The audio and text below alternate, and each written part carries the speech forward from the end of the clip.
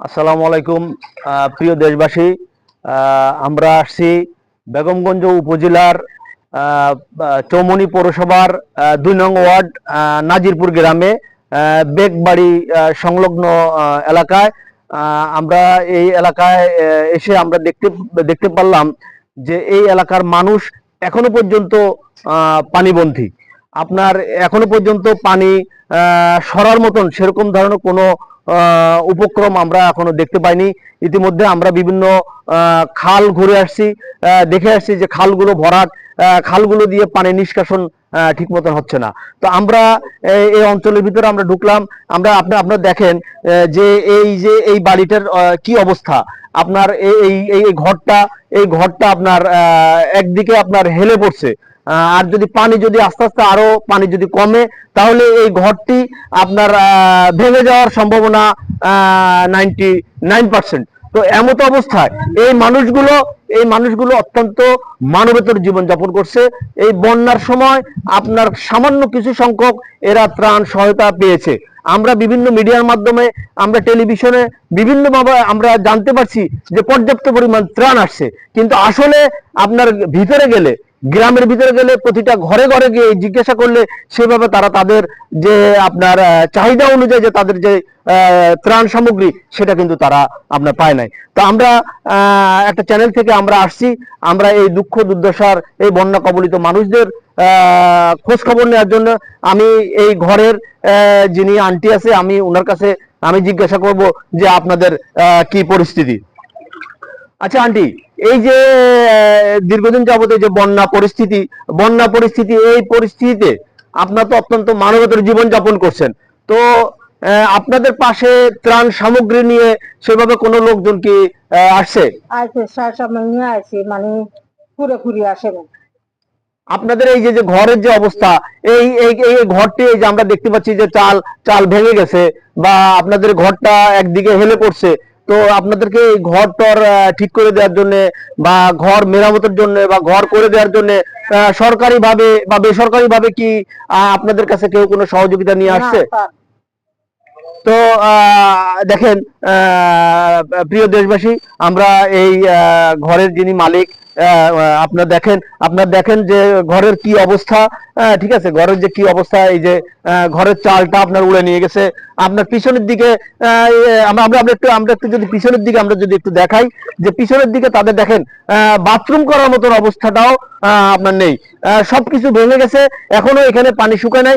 কবে নাগাদ পানি শুকাবে আমরা এটা এখনো বলতে পারছি না। তো আমরা আমাদের মাঝে আমরা দেখতে পাচ্ছি যে বেগমগঞ্জ চৌমনি পৌর শ্রমিক দলের সাধারণ সম্পাদক সাগর বাদশা এবং এই ওয়ার্ড শ্রমিক দলের সভাপতি আপনার রাসেল, তারা এবং আমাদের একজন মানবাধিকার কর্মী, এরা সকলে এই এলাকার মানুষকে দেখার জন্য বা তাদেরকে কিভাবে সহযোগিতা করার জন্য যায় এই ব্যাপারে তারা খোঁজ খবর নেওয়ার জন্য আসে। তো আমি এখন কথা বলবো চৌমনি পৌর শ্রমিক দলের সাধারণ সম্পাদক সাগর বাদশা। আচ্ছা, আপনি তো চৌমনি পৌর শ্রমিক দলের সাধারণ সম্পাদক।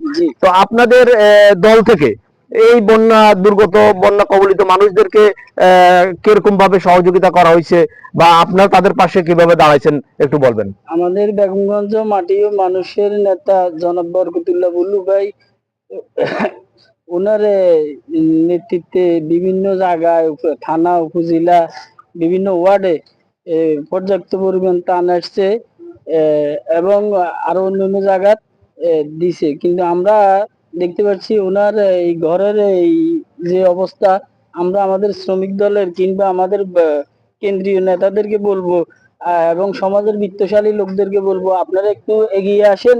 দেখেন ওনার যে ঘর মেরামতের জন্য যদি আমরা সবাই মিলে সহযোগিতা করি, ওনার ঘর মেরামতের জন্য আমার মনে হয় বিত্তশালীরা এগিয়ে আসা দরকার।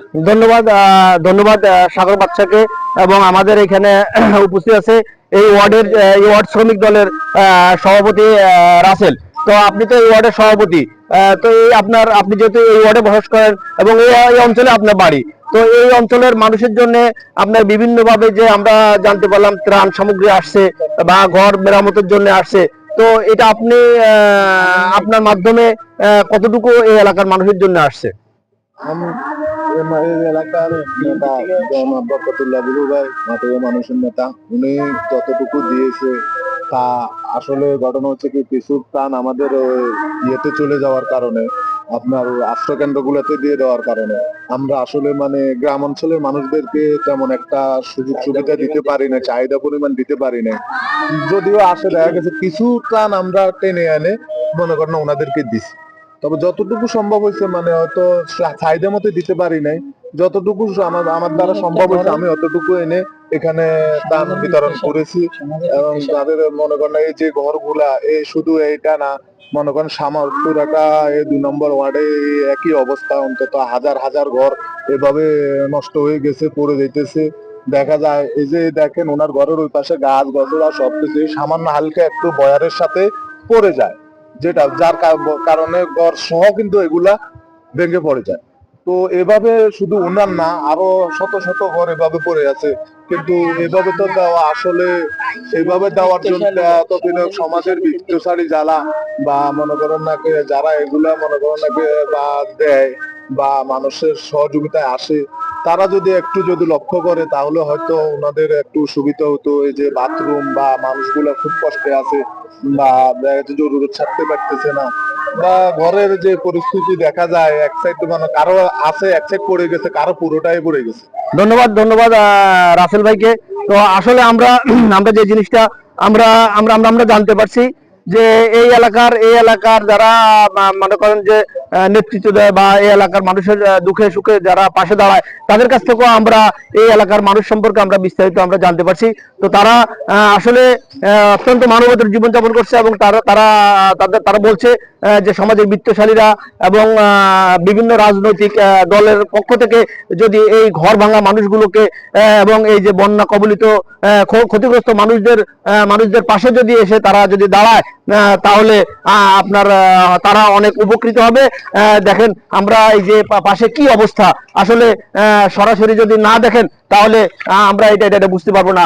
এই যে আমাদের এই ঘরের ভিতরে একজন মুরব্বী বসে আছে, তারপরে হচ্ছে যে আপনার এই যে আমাদের এক আন্টি আছে, আপনার তো ঘর পড়ে গেছে, হ্যাঁ দেখছেন উনারও উনারও ঘর পড়ে গেছে। তো এমত অবস্থায় আপনার মানুষ আসলে অত্যন্ত ক্ষতিগ্রস্ত আছে। তো যাই হোক, আমি সকলের প্রতি আহ্বান জানাই যে এই বন্যা কবলিত মানুষের পাশে আমরা সকলে যার যতটুকু সামর্থ্য আছে সেই সামর্থ্য অনুযায়ী আমরা তাদের পাশে দাঁড়াই। সকলকে ধন্যবাদ। আসসালামু আলাইকুম।